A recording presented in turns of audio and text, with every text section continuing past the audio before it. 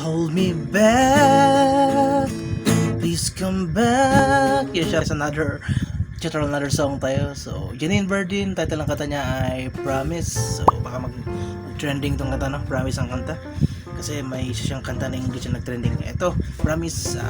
Pinasimple na to guys. Pinadala na natin at kinopya-kopya na natin ang mga chord para hindi na kayo mahirapan. So, start ka agad. So, first verse, diretso intro. Intro, diretso verse na. Verse muna. So, ito, verse, kita mo na. Call me back. So, A. Call me, then B minor. B minor, C sharp minor, sorry, 4th fret. Then B minor, 4th fret, yeah. Then fretboard, 4th, okay? And then G. Basic G. And then the D chord.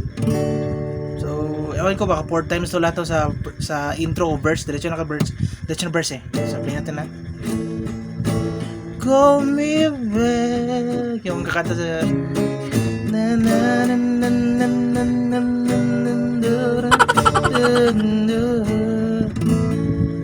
So, ang sharp naman ay ito lang, pinadali lang. Down, down, down. Na na down, down, down, down, down. Down, down, down, down. So, down, down lang, no? Kaya ba lang mag-time? So, ewan ko kung baka 4 times lahat tong verse. Basta down, down. And then, diretso tayo chorus. So, chorus, diretso chorus. Kita ko naman chords, no?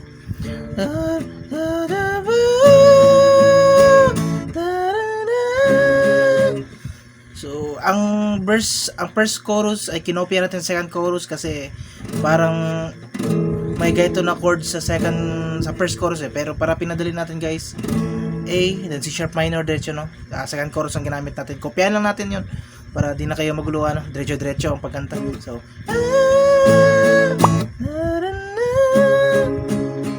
and then D, ang third chord, D, and then B minor. Okay, yan ang first line.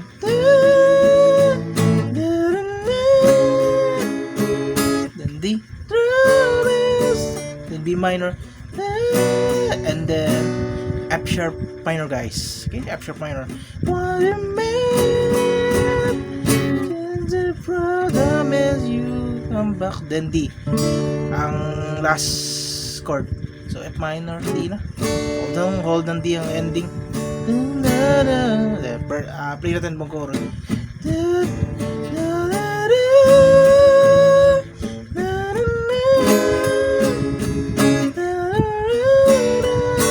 Then B minor.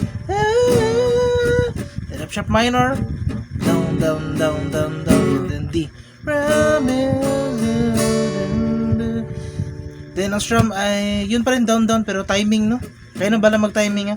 Down, down, down, down, down, down, down, down, down, na na na na, down, down, down, down, down, down, down, down, down, down. Then after that guys, ay repeat ang chorus, verse chord. Repeat ang verse chord.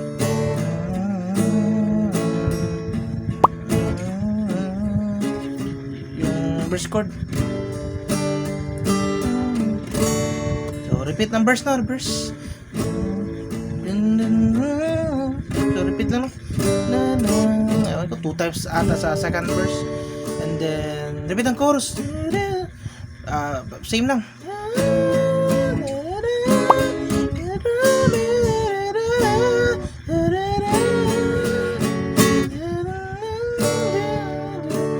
And then, after the second chorus, may mag-solo. Solo tayo. So, after nito, solo, yung electric guitar.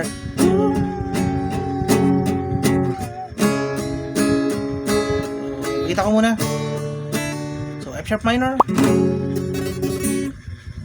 And then, C sharp minor. Second fret yan. Second fret ay fourth fret. C sharp minor. Then D. Hold on D. Then, repeat lang. Repeat ano?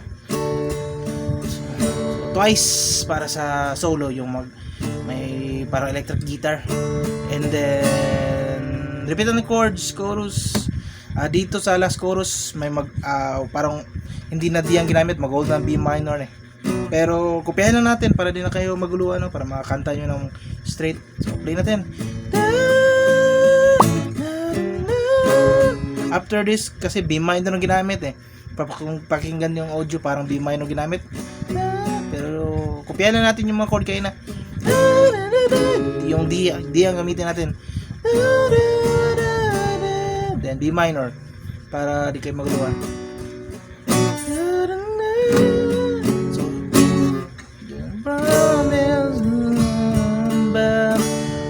So yan lahat, no? So ang ginawa natin, yung second chorus kinopya natin sa first chorus at last chorus, para pare-pareho na lang, yan pa rin ang tono ng kanta. Siguro ang instrumental lang, kung original pakinggan nyo, mag-iiba-iba kasi ang tono ng chord na ginamit, mga chords na ginamit eh. Pero dito kinopya natin pa straight ang pagkanta nyo. So yan muna tutorial, simple version to guys ha. Huwag kayong maguluhan, simple version na ito para di kayo maguluhan. Nadali natin, search nyo lang kanta Janine Berdin, Promise ang title. Bye bye guys.